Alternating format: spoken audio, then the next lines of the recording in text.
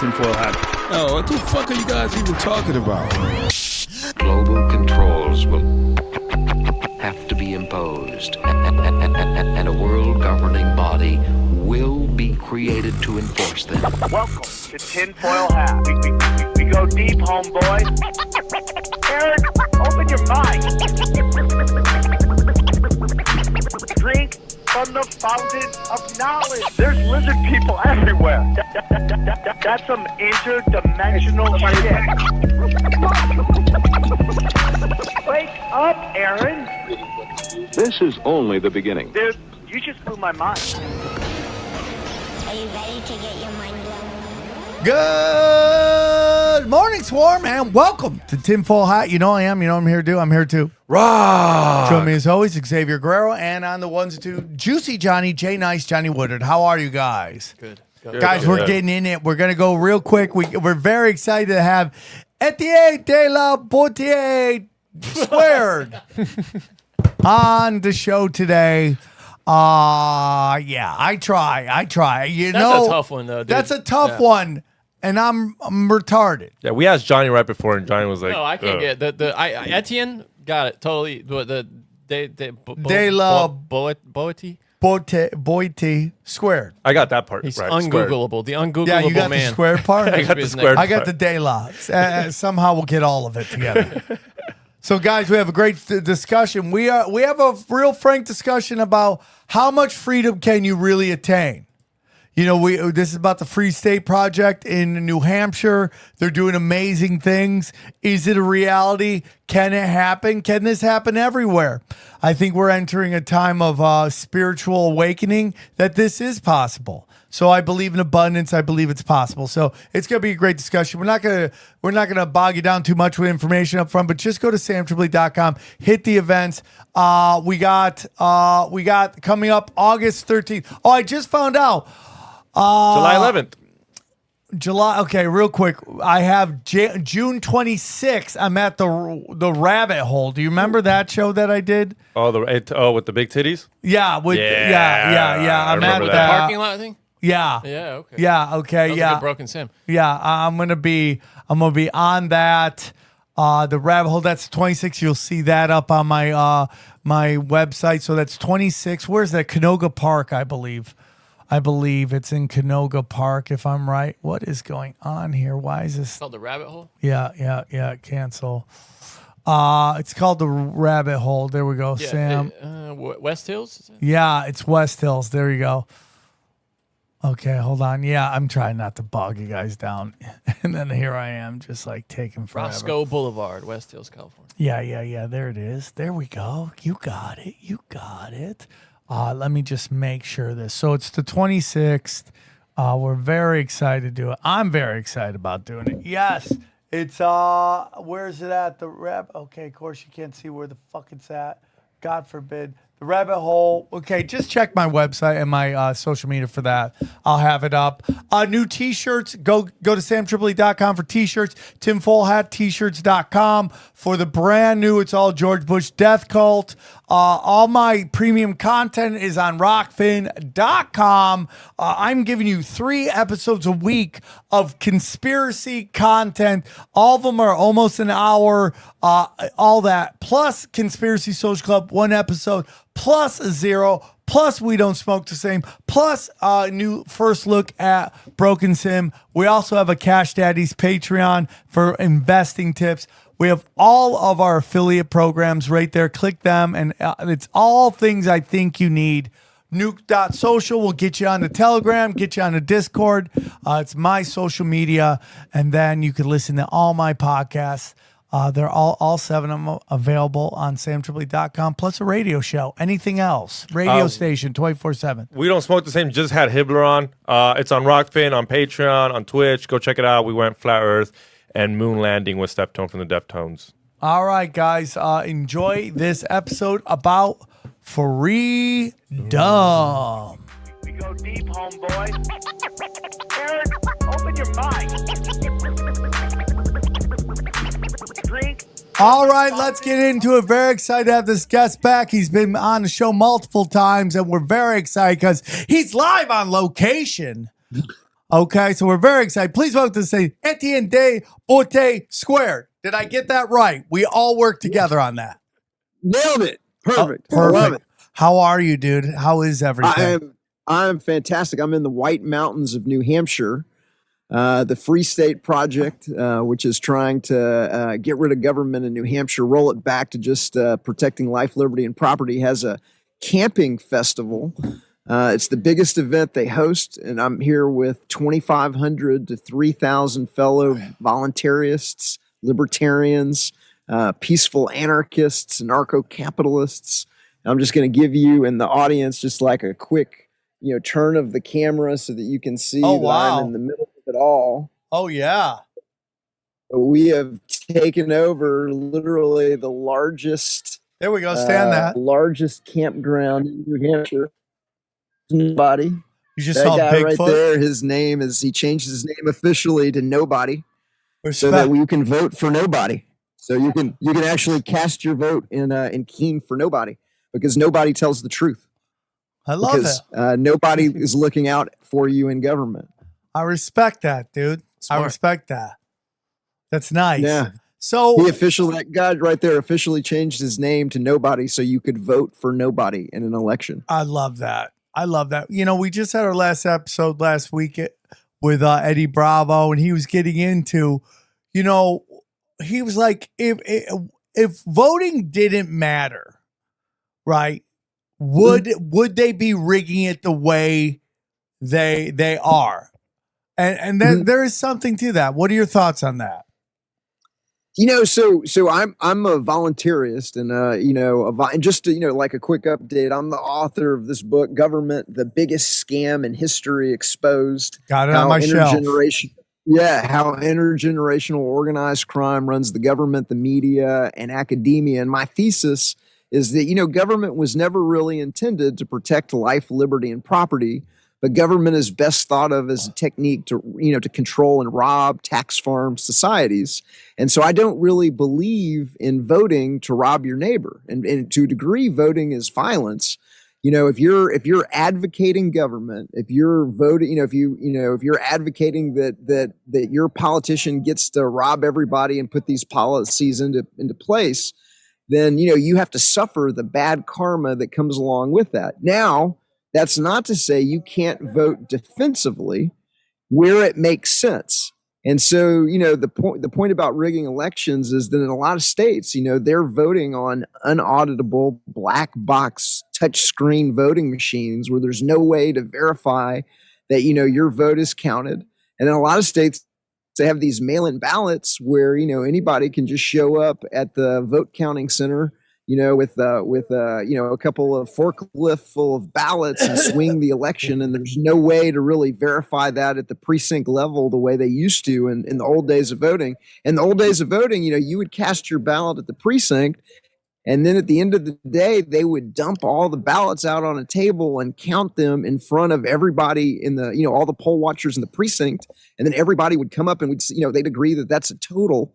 And then that's how you knew your vote was counted. Well, they've thrown that out the window with these black box unauditable voting machines and with these mail-in ballots. And so in a lot of cases, it doesn't make any sense to vote in an obviously rigged game. But I'm right here in the soon-to-be free state of New Hampshire, where libertarians and voluntarists are moving to the state to roll back government. And one of the reasons they chose government is they're still voting at the local level, and they tend to run a fairly good election. So if you're voting for somebody that's just looking out for life, liberty, and property, and isn't going to vote you to redistribute your income or put in their pet project, that's kind of okay where it makes sense. So I'm not against defensive voting. But I am against, trying to redistribute income or voting to have your favorite politician put in their favorite policies. Yeah, it is super interesting about what is voting. Is it real? Do they already, again, I've been talking about this. I do something on Rockfin, which is, a deep conspiracy rewind, I call it. And we went over the 1992 presidential debate between Bush, Clinton, and Perot, and just, dude, I mean, like the lying that was going on between Bush and Clinton. And when you look at it from a pro wrestling point of view, like they're working together, they're teaming up with each other, and we're blatantly being lied to. So it's like, I love, get into how you plan on taking over the state. What is the exact game plan? So just to give everybody a little background on the Free State Project. So the Free State Project came along in 2002 when a political science student named Jason Sorens wrote a little essay where he, essentially noted that, there's a lot of libertarians out there, but we're all scattered in 50 different states and we're the minority and we're not getting, much traction when you're the minority. And that if the libertarians could just concentrate in a single kind of low population state, sub 1.5 million, well, he thought it would take about 20,000 dedicated activists to really move the needle on, in an election and be able to, to kind of roll back government to just protecting life, liberty, and property, not any redistribution, not any, social engineering, none of the, the kind of criminality that DC engages in regularly. And so that idea caught hold. And so they began organizing on the internet. And they said the deal was that everybody signed a statement of intent. And the statement of intent said when the total number of the group hit 20,000, then you would have 5 years to move to whatever state is chosen. At that point, it hadn't been New Hampshire hadn't been chosen, and there were some outs if you didn't like the state, if you got divorced, if you got married, and there was a whole bunch of outs. But over 26,000 people have signed that pledge, and once that idea started getting rolling, then they had a kind of a beauty contest, and they said, okay, what is the easiest state for libertarians to take over? And so they had a little bit of a beauty contest. And so they took a look at everything from, the amount of people that work for the federal or the state government and are dependent upon government. They looked at the history of the people. Were they independent? There were 7 states that qualified that had sub 1.5 million populations. They threw out Hawaii and Rhode Island because they had a propensity towards centralized, government. They came up with, it came down to Wyoming and New Hampshire and a kind of like a bake-off. New Hampshire won. And in 2003, people began moving here immediately, even though you didn't have to move until they hit, 20,000. Once they picked the state, they were called early movers, and they just started coming to the state. So they've been on the ground since 2003. There's somewhere between 7,000 and 10,000 plus that are in the state. There's about 7,000 people that have signed a list and said, I've moved, or I support I already live here and I support the liberty goals of the Free State Project. And they're kind of on a list, but there may be as many as 3,000 plus that just don't want to be on a list when you've got an organized crime government. Yeah. And so I mean, that's the reality of the government that we've got, is that people don't want to be known as people that love freedom and love liberty, and which is, shows you how corrupt and criminal everything is. But the 7,000 to 10,000 people that are here, they've been organizing politically. They've got dozens of individual liberty organizations in the state, everything from the Libertarian Party. Some of them run as Republicans or Democrats. Some of them run as Libertarians. Some of them run as Democrats in a kind of reverse Fabianism, where they don't tell anybody they're a Free State Project member, and then they get in as a Democrat or a Republican. But most of them run as Republicans, and most of them aren't necessarily voluntarists. I'd say half of the Free State Project is voluntarist or peaceful anarchist, and half of them are minarchists, constitutionalists, little government, small L libertarians. But they've been getting people elected. There's over 25 members of the Free State Project currently serving in the New Hampshire House of Representatives out of around 400 elected representatives. But there's another 100 that vote as a kind of pro-liberty bloc. So if the issue is, more freedom or less freedom, there's over 100 legislators, some of them Republicans, some of them Democrats, that are voting, pro-liberty. And then there's a number of organizations in the state that are giving a report card vote, like a report card grade to every single piece of legislation and every single representative in the legislature. Are you a pro-liberty legislator? Do you get an A for more freedom and more liberty, or do you get an F, or are you a constitutional threat, which is even lower than an F? And they've that's one of the many kind of libertarian groups that are active in the state and having an impact. And they've been rolling back laws. They've been getting libertarians elected. They lobbied the legislature to get, there's not in New Hampshire, there's not an income tax, there's not a sales tax, but there is a business proceed tax. So they lobbied the legislature, and now you could take a portion of that and you can apply it to a scholarship fund where you can send your kid, where we get kids out of the government indoctrination system into a school of your choice, or even the fund can be used for homeschooling. And so they're just slowly but surely winning on the ground here in New Hampshire, getting libertarians elected into the legislature, rolling back laws, and on our way to either peacefully secede from New Hampshire. Now, that's not an official Free State Project position. That's a Etienne de la Boetie squared position. But there's a lot of people here that are openly for secession, and there have been members of the Free State Project in the legislature that have proposed an amendment for New Hampshire to secede from the rest of the United States, kick Washington, D.C. out of the state. It got voted down, but it got introduced. And so that's the kind of thing that's happening here. And you routinely see legislatures at the dais of the House of Representatives saying taxation is theft. You can get videos online of, compilation videos of multiple, libertarian representatives, small L libertarian representatives, pointing out that taxation is theft. And you don't see that any place but New Hampshire. It's interesting, dude. Would you ever go to New Hampshire?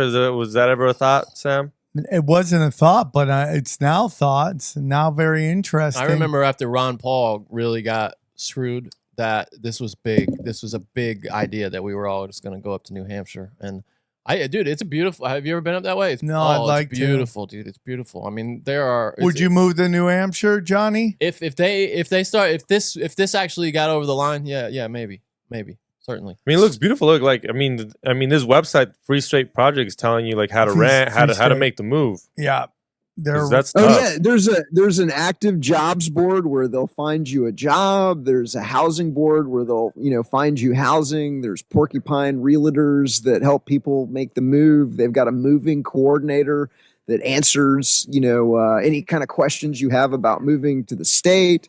They have this event that I'm at right now. There's going to be 2,500 to 3,000, people here, and at least 100, to probably 100 to 150 are people that are, coming up here to evaluate New Hampshire, take a look at it. Every single year, I run into people that are, checking out the state and seeing what's going on. And so more and more people are moving, and more people land here in New Hampshire every single week. Every single week they had over 1,000 people moved in 2020. They had 1,000 plus people moved in 2021. And then those people that are moving, it takes 2 years for them to be able to run for office. So there's going to be 2,000, new people that are going to that are, starting to, qualify to run for office here. This year. So it's that early wave is now hitting that 2 year mark. And so it's slowly and surely, we're slowly and surely rolling back government. Hey guys, real quick, I want to tell you about our friend James McMahon and Copy My Crypto. Let me tell you about Copy My Crypto. Listen, everybody, we've seen so many people making ridiculous money in crypto, but did you know it's easy for you to do the same? The Copy My Crypto membership site shows you the coins that YouTuber James McMahon personally holds and allows you to copy him, okay? It's like having a big brother who knows what he's doing. You don't need to know anything about crypto or how to invest. You simply do what he does. So let me tell you about James. He runs Crypto with James YouTube channel, which despite heavy censorship has over 26,000 subscribers. Since 2020, he's told his viewers to buy 26 crypto coins. Had you put in $100 into each one, it went on to be worth $120,000. Of the 26 coins, his top pick of the year, a coin called Phantom, went up 692 times from when he said. That one call retired a number of people, including guys in their 20s and 30s. Remember, this is all public knowledge. You can go to YouTube and verify for yourself. So if you'd like to join the 2,800 members who copy James, then stop what you're doing right now and head over to copymycrypto.com/TFH. That's copymycrypto.com/TFH. That's TFH. You'll not only find proof of everything I've said, but my listeners gain full access for just $1. Once again, that's copymycrypto.com/TFH. The recession is here, guys. You can suffer like everyone else or choose to thrive. James is a real deal. Go visit his site now. So that's a nice little event right there.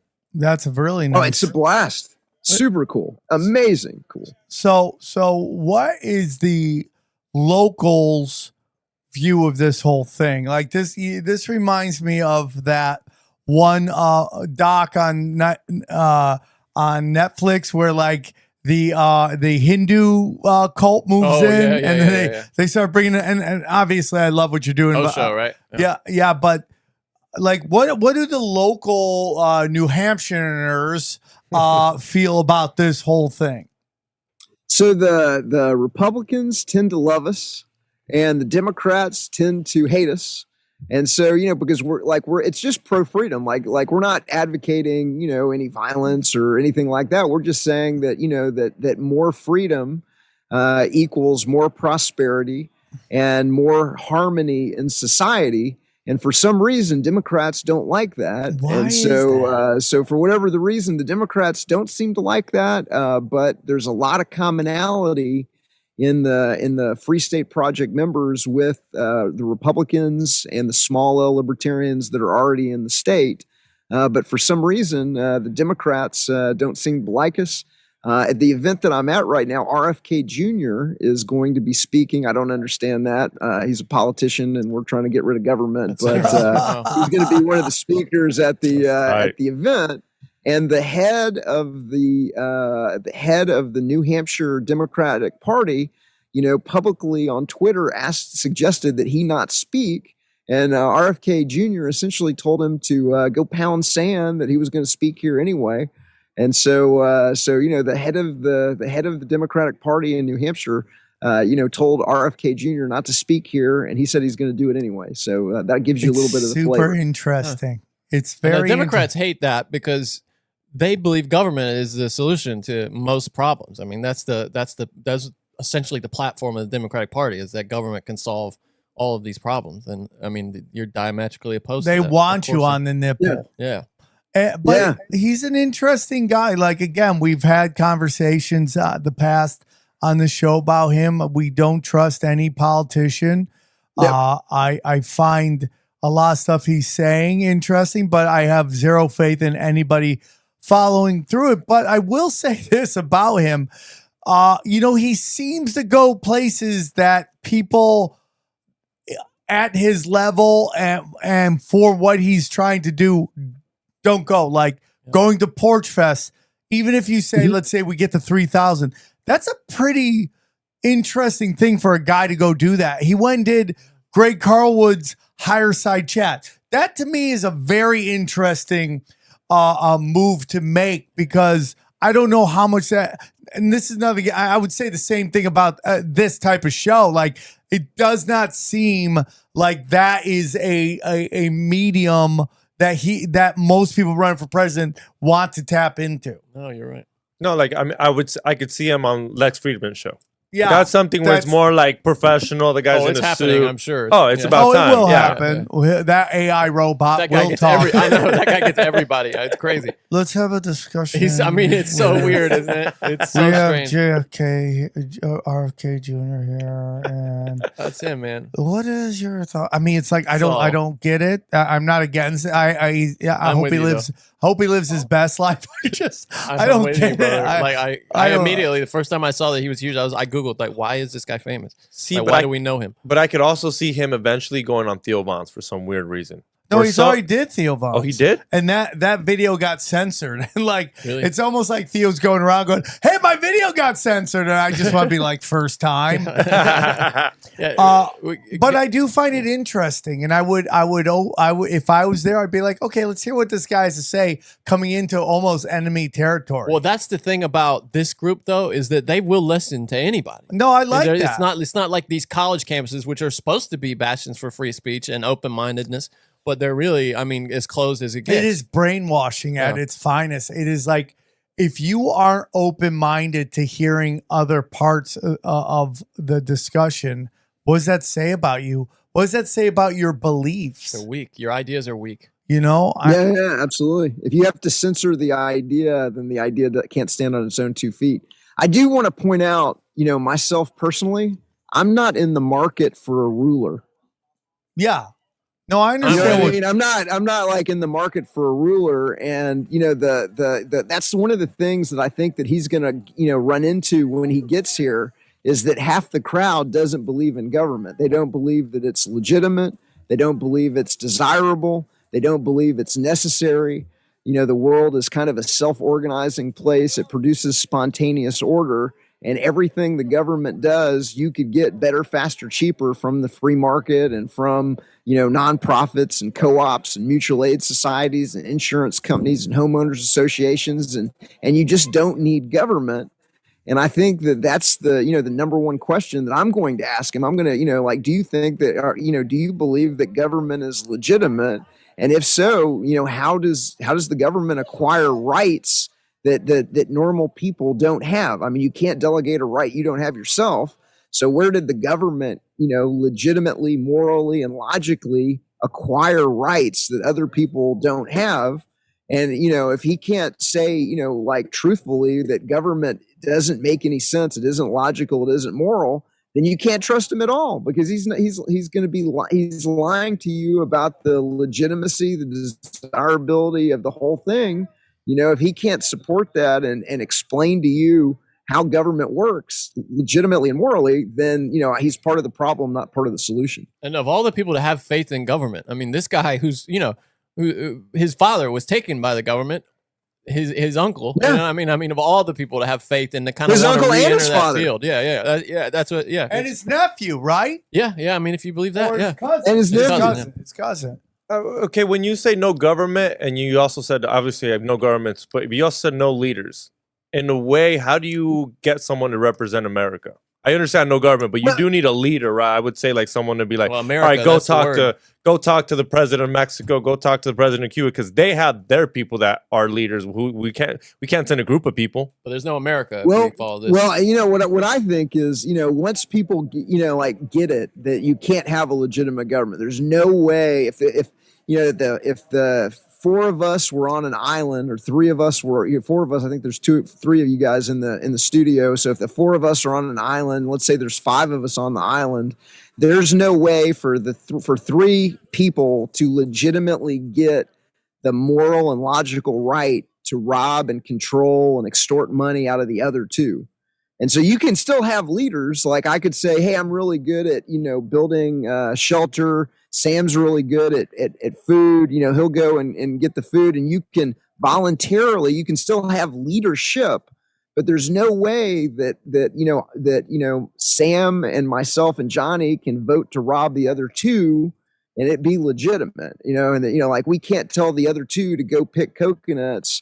And then it, they morally and legitimately have to go do all the work while we sit back and be the government. You know what I mean? Yep. And so once people get that, it really sinks into the brain that there can't be a legitimate moral government, it really has been the biggest scam in history.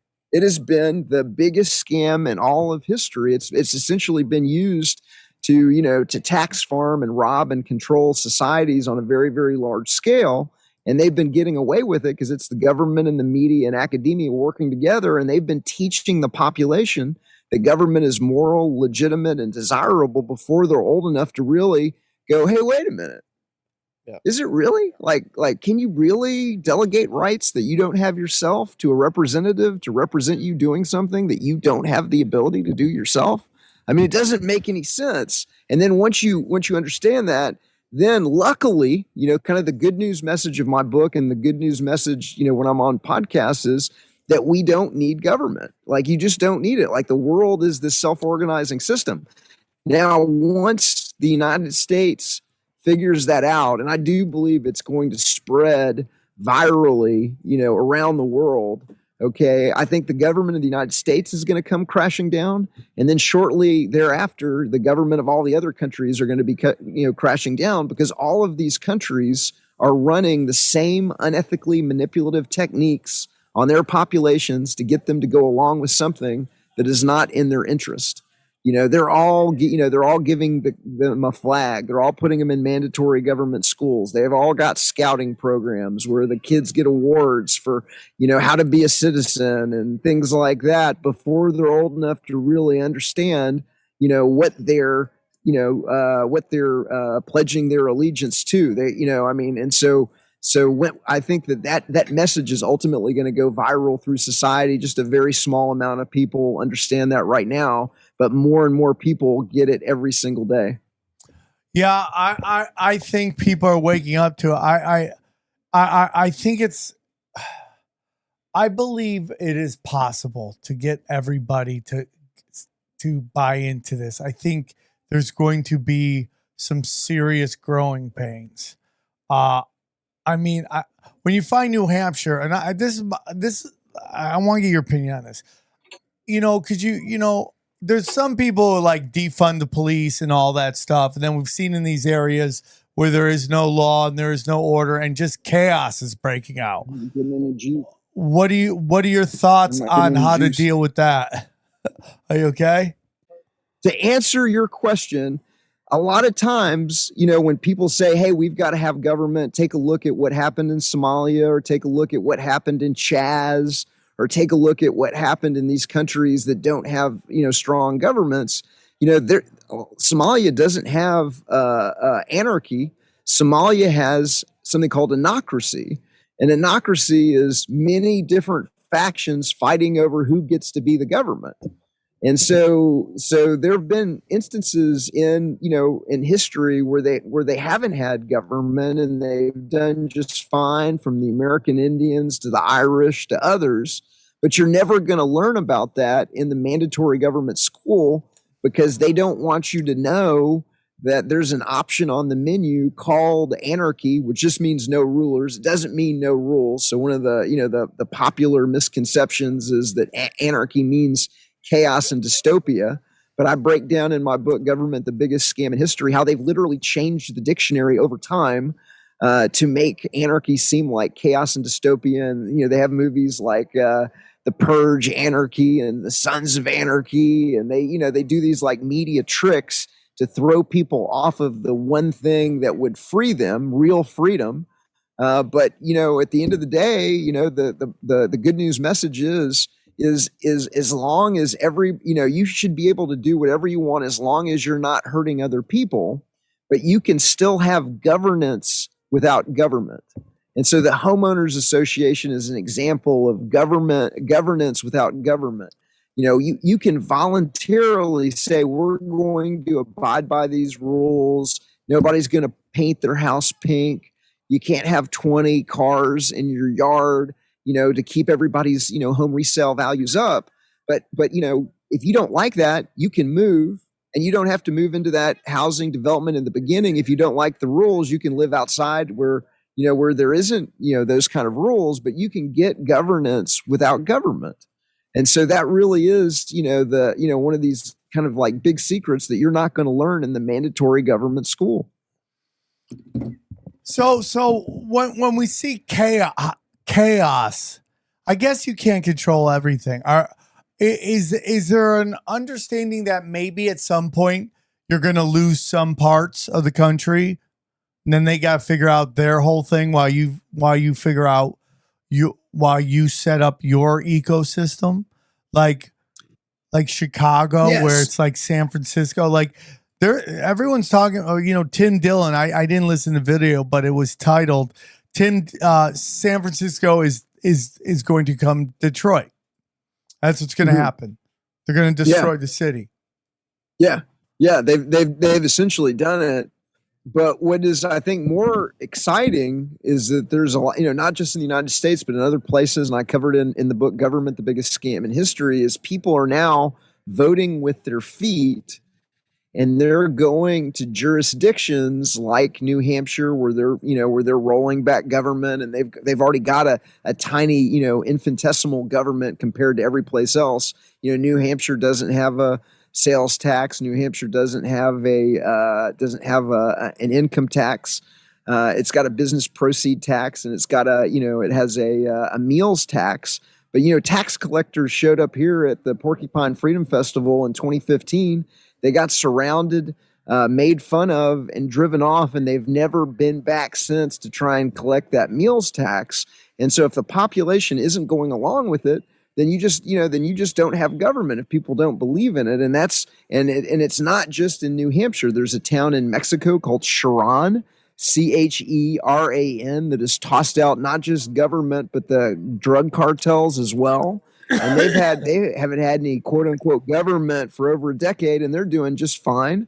There is now a Free State project in Canada called the Free Province project, where they're trying to get rid of government or roll it back in New Brunswick, Canada. There is a place on the island of Roatan off the coast of Honduras called Prospera, which has been built in what's called a special economic zone in Honduras, where they don't follow the same laws and rules and regulations and tax rates of Honduras. They have a kind of negotiated sovereignty and a negotiated tax rate that is one of the lowest anywhere on the planet. And so you can go to Prospera, locate your house, your business there, and you know exactly what the tax rate's going to be and the laws, and it's very minimal economic regulation. And so people are beginning to vote with their feet. There's a secession movement in California called the State of Jefferson, where the northern part of Northern California is looking to secede from California and the United States completely. That's called the State of Jefferson. There's a movement in Oregon called the Greater Idaho Movement, where I can't remember if it's Washington or Oregon, but one of those, like half the state is trying to secede from either Oregon Idaho or Washington to join Idaho. To Idaho, yeah. I think they actually voted on it. Really, and I think I don't know if it's happening. A couple of counties have actually voted. Yes, but certain counties have already voted. You're absolutely correct. Hey guys, I want to tell you about our friends at HelloFresh. That's right. HelloFresh, the #1 meal kit in America. Listen, with HelloFresh, you get farm fresh, pre-portioned ingredients and seasonal recipes delivered right to your doorstep. Skip trips to the grocery store and count on HelloFresh to make home cooking easy, fun, and affordable. That's why it's America's #1 meal kit. So here's what I want you to do, okay? This summer, HelloFresh is here to take the work out of eating well, reaching your goals with delicious, calorie smart and protein smart lunch and dinner options, plus new vegan recipes too. Bang, right?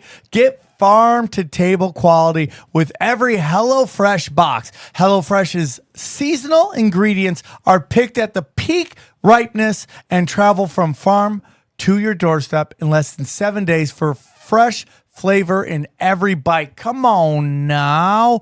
HelloFresh Market has new snacks, meals, and more to add to your weekly order, like their fun s'mores bundle for the kids. No matter your lifestyle, you'll always find delicious recipes on the HelloFresh menu, like pescatarian and veggie. You can even swap proteins and sides to make a recipe just how you like it. So here's what we need you to do. Go to HelloFresh.com/tinfoil16 and use the code tinfoil16 for 16 free meals plus free shipping. That's right. Go to HelloFresh.com/tinfoil16 and use the code tinfoil16 for 16 free meals plus free shipping. Come on now. Get it. Get it. Get America's #1 meal kit with HelloFresh. So, like, let's say it does happen. Let's say they secede or whatever. Like, I mean, I know this might sound dumb, but like, how long till we fix a pothole? Like, who do you hit up for that? I know that's like. Well, I don't know if you know this, but Domino's Pizza was going around and fixing all the potholes. If Domino's Pizza shitty pizza can go around and fix potholes for us. Well, and the answer to me to that question actually is not. It boils down to what he said, is that tax collection is literally theft at gunpoint, and just because you can't get something good doesn't mean you should do something that's just ultimately evil in the end. Right. And again, like we were talking with Eddie, a lot of our taxes go to either administration bureaucracy costs or going off to paying the Federal Reserve debt. I think that's the big thing that people don't realize about your taxes. It's like, oh, we're going to fund this, we're going to fund that. They borrow money from the Fed to pay off everything, and our taxes go to pay off interest that will never be able to be paid off. It's like the local crime boss saying, well, what would you do without me? Who would protect you? We'll be like, well, yeah, but you're a crime boss. You're stealing our money. And you are creating the problem. So it's like you want money to stop crime. Why the roads? Why are you, dude? If you guys think that if the U.S. government wanted to stop fentanyl from getting in, they couldn't stop fentanyl from getting in, do you really think that they could totally do it? I mean, we already learned through the fucking Iran-Contra affair, they smuggled the crack in. Going back to that debate, George Bush and Bill Clinton were smuggling cocaine into Arkansas. And then that motherfucker's lying to everybody about, he goes, yeah, dude, our state had more people lifted out of poverty than any other state. Well, because you had the most poverty. Yeah. You had more people to pull from. That's why you fucking lifted more people out, because you had more people in poverty, because you ran that state into the ground on purpose so no one paid attention to Arkansas. You're a scumbag, Bill Clinton. So I'm interested in this. I really am. I think it's interesting. I'm totally down. I think the it's like, this is the whole thing too. It's like, at some point, people are going to wake up to this. At some point, even San Francisco, where all these motherfuckers, again, I've told people, if I was governor of California, I would build a wall around San Francisco and make everybody that voted for those politics have to live in there until they fix it. You're not moving somewhere else and making the same fucking vote. You're not going to vote the same way. You're not going to move to Texas and all that. And by the way, I was thinking about this the other day. So, I mean, I 100% believe we're in a Bolshevik revolution right now. That what the powers that did to Russia, okay? And like our view of Russia, I think it's totally off.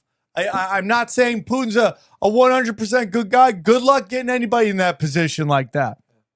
But so, hey, I want to jump in on that because I agree with you completely that, I look at communism as kind of government 2.0.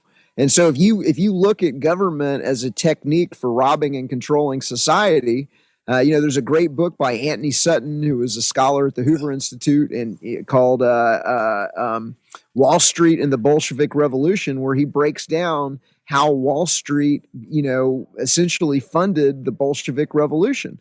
And so why would capitalists on Wall Street, fund something that's not in their interest unless you realize that their interest is running the whole thing?